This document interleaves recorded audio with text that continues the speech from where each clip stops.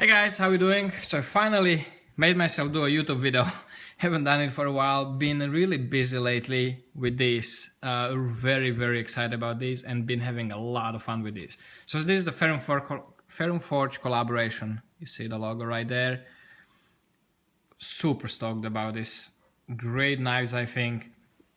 Having a lot of fun, you know, with doing my part of the collaboration. So the collaboration was 40 knives. 20 Elliot is doing his way, the same way he's doing his regular runs. So we have 20 of the same knife. They are different, slightly different shape. The original shape was slightly different. I'm changing every one of these a little bit. So you have a kind of traditional Ferrum Forge knife run that is collaboration. And then the 20 went to me, blanks that I finished. So I'm finishing the handles, contouring, changing the screws for the screws that I like. And, you know, doing it my own. And I've been having a lot of fun with it. That also actually counts that for me working long hours every day because I just love it. And no time for no time and energy to do the videos. But, oh, really liking this. Action, very good and snappy, just like Elliot's knives, all his knives. Really love that lock bar insert. It's definitely a step up. It's just one of those things that I can't really do efficiently without utilizing CNC, and I don't have CNC knowledge and machinery. So one day when the business will grow up, you know, enough to support CNC, it definitely is something that I want to look into. Awesome thing. They have the over travel inside, hidden screws on the pocket clip. One thing what I'm pretty excited about is the steel actually, and it is something that I am thinking about reconsidering myself because so far I'm very impressed. Elliot is using the Z-Finite. It's a Z-Finit. It's a nitrogen steel that's supposed to have an edge holding capability of I think it's a 50 to 100, but it's super rust resistant. So sounds very promising, and so far it looks very promising. This is my own. I've been carrying it for the last couple days, and so far I like it. I've actually went to the sea with it. One night we went for like a beach walk, and I did go to the sea, and I just left it in my pocket. I wanted to see what is gonna happen. This is stone wash, so not the ideal actually for rust resistant, you know, properties. And there was not a single spot, you know. I washed it out when I got home, you know, so probably 2 hours after I went to the salt water with it. And the only thing is actually, if you see the pivot, the inside of the pivot, the crevice, there's tiny little discoloration, rust. And where was it? Here. That's actually where the stop pin rests, and I think also there inside. And I also actually suspect that it's not actually the steel itself rusting, but it's the residue of from the steel that gets kind of scrubbed off from the stop pin onto the steel itself. I think that's what actually is rusted there. Not even rusted, just discoloration there.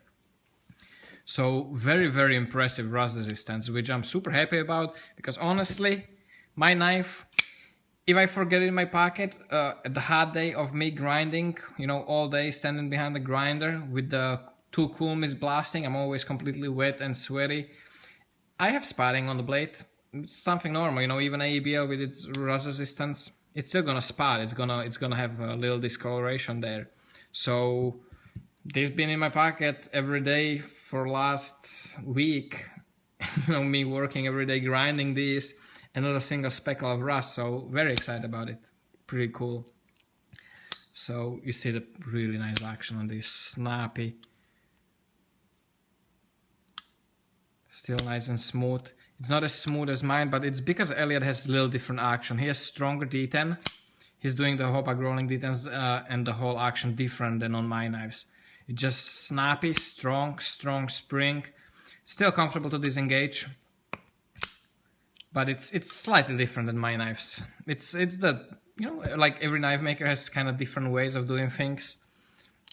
And they are sweet. This one is nice and smooth. Actually, I think we can up this spring, so, but it's still, look at how it flies open. So that's a green, having a lot of fun with the all different machining and textures. I did a lot of different ways this. And this one is pretty cool. This one has a superconductor inlays, so you have the 2 lines there, those are the superconductors. Just nice gray stone wash, and then there is tiny little mosaic pin here. You can see it there in the pocket clip. And then with the round nose end mill, just kind of like a drilled into it, so it's like inset inside. Pretty cool. Been playing with the stamping of the pocket clips. I like it a lot. I don't know, I kind of like it. Elliot did my logo kind of funny. I mean, that doesn't really matter, but I was kind of laughing that it's the top line is a little offset. But I never explained actually anybody, even on my shirts, it's not how it's supposed to be exactly, the logo.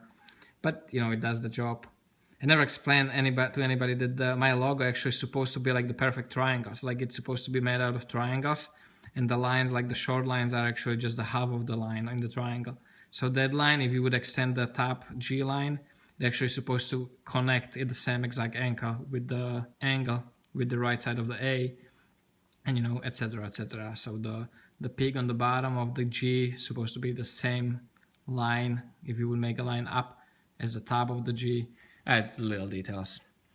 Like I said, very, very excited about these good knives. They are pricier, but they are pricier because of all the extras. You know, they run on ceramic bearings, not just stainless steel.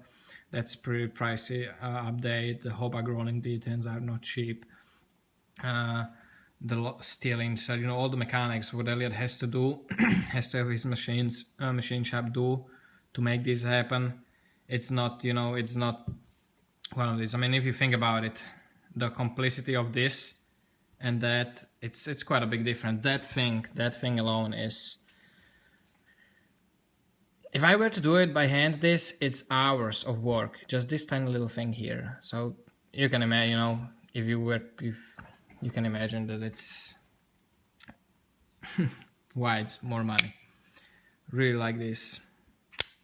Pretty excited about it. It's definitely looking forward to do more work like this in the future with Elliot. It was fun. I think he enjoyed it too. And I definitely want to do it again. You can see the use on mine. I think that's a steak from last night. Nothing better than a steak at like 10 at night. After a long day of work, treat myself.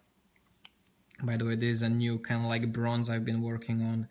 It's actually high voltage, like a yellowish bronzish, almost into pink. And then stonewash, and then the regular bronze, and it creates this two-tone bronze, which is actually my favorite. I think it's actually more bronze than, you know, most people when you say bronze on knife, it's actually this. But this is more brown in reality, and this is actual bronze. So pretty excited about that color. It's more vibrant. It has a little bit of that holographic thing in it, that when you move it, it actually changes colors a little bit. I like it. So guys, hope you enjoyed it. People that follow, they know that this has been popping up on Gear Bastion, so every time I finish one, I put it up on sale there. So you know where to get it, guys. Thank you very much. I really appreciate it. Hope you enjoyed it. Take care, stay safe, and remember, don't cut yourself.